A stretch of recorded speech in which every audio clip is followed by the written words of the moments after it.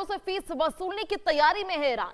Oman के साथ payment system पर बातचीत जारी है। ऐसे में अमेरिकी राष्ट्रपति ट्रंप बोले ये कतई मंजूर नहीं है, ईरान के फैसले से फिर तनाव बढ़ सकता है।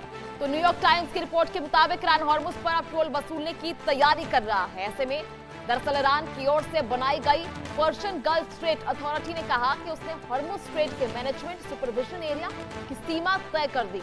अथॉरिटी के मुताबिक यहां से गुजरने के लिए परमिट अब जरूरी होगा। ऐसे में फरवरी में अमेरिकी और इजरायली हमलों के बाद ईरान ने हॉर्मुज स्ट्रेट में कमर्शियल ट्रैफिक लगभग रोक दिया था। इससे अंतर्राष्ट्रीय शिपिंग प्रभावित हुई थी और ऊर्जा कीमतों में तेजी आई। इसके बाद ईरानी अधिकारी ने इस जल मार्ग से राजस्व जुटाने के विकल्पों पर भी चर्चा शुरू की है। अमेरिकी राष्ट्रपति डोनाल्ड ट्रंप ने इसको लेकर कहा कि किसी भी तरह से मंजूर नहीं है।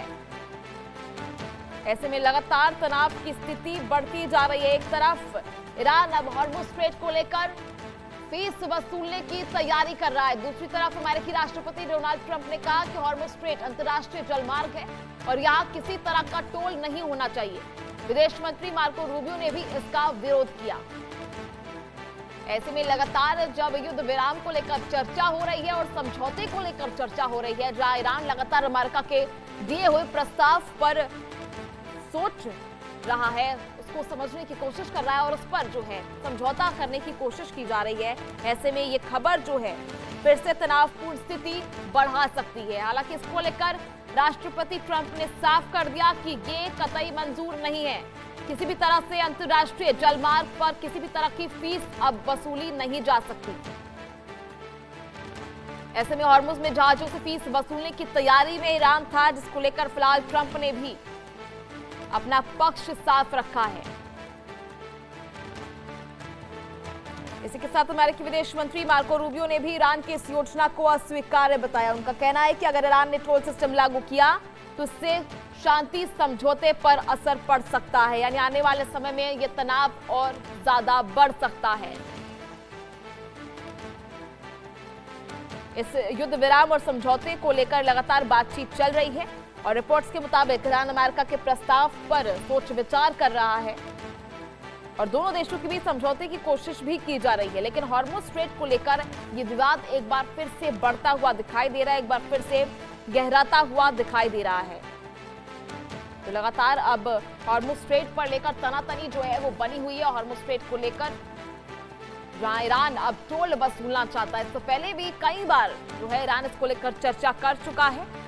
हालांकि फिलहाल संभावित तौर पर ईरान अब हॉर्मुज स्ट्रेट से गुजरने वाले जहाजों पर फीस वसूलना चाहता है।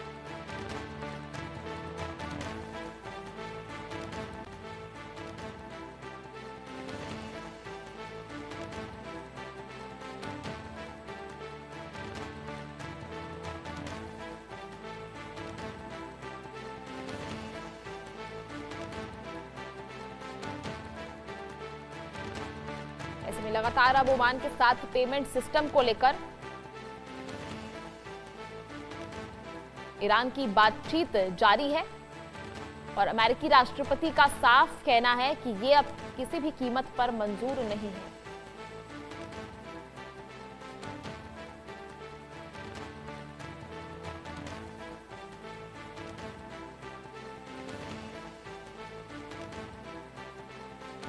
तो हॉर्मुज में जहाजों की फीस वसूलने को लेकर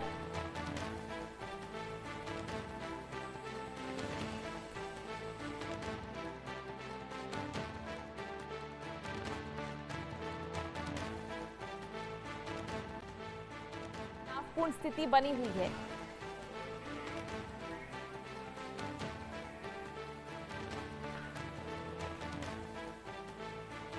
ऐसे में ओमान के साथ पेमेंट सिस्टम पर भी बातचीत जारी है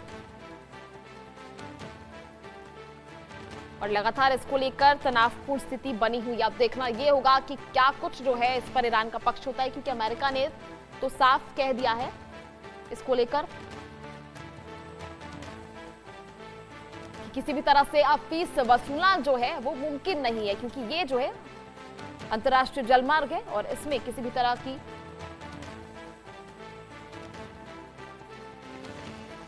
किसी भी तरह से फीस नहीं वसूला जा सकता। इसको लेकर ट्रंप ने भी अपना पक्ष साफ रख दिया है। ऐसे में इधर युद्ध विराम और समझौते को लेकर लगातार बातचीत चल रही है और इसी बीच ईरान का ये फैसला जो है इस तनावपूर्ण स्थिति को और ज्यादा बढ़ा सकता है। वहीं रिपोर्ट्स के मुताबिक ईरान अमेरिका के प्रस्ताव पर विचार कर रहा है और दोनों देशों के बीच समझौते की कोशिश जारी है। ऐसे में फिलहाल ये युद्ध की स्थितियां जो है और भी ज्यादा खतरनाक रूप ले सकती हैं।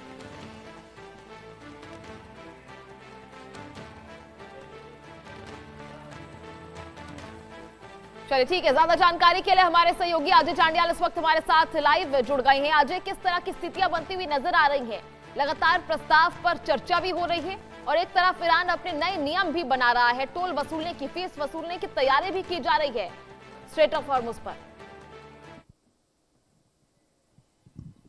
देखिए, इस चीज से स्पष्ट होता है कि ईरान अब सीधे तौर पर जो है इस कॉन्फ्लिक्ट को आगे बढ़ाने के मूड में है, क्योंकि ईरान को भी शायद ये लग रहा होगा कि अमेरिका और इजराइल ने मिलकर जो अपनी तरफ से ताकत लगाई थी उसमें बहुत ज़्यादा नुकसान जो है वो नहीं कर पाए, और इसलिए शायद ईरान ने अब सीधे तौर पर जो है वो अपना जो अड़ियल रवैया अपनाना शुरू किया है।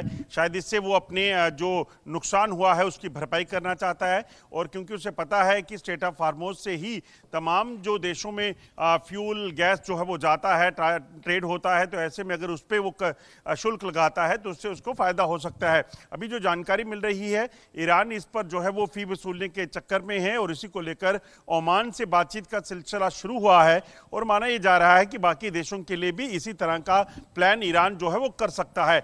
मगर इससे एक चीज बड़ी स्पष्ट है कि अमेरिका और अमेरिका के साथ साथ तमाम देश जो हैं वो कहीं ना कहीं ईरान के खिलाफ होंगे, और जो तल्खियां लगातार चल रही थी, जो बातचीत का सिलसिला चल रहा था जिसमें अभी खलल डला था, उसमें वापस से कहीं ना कहीं तल्खियां और बढ़ सकती हैं।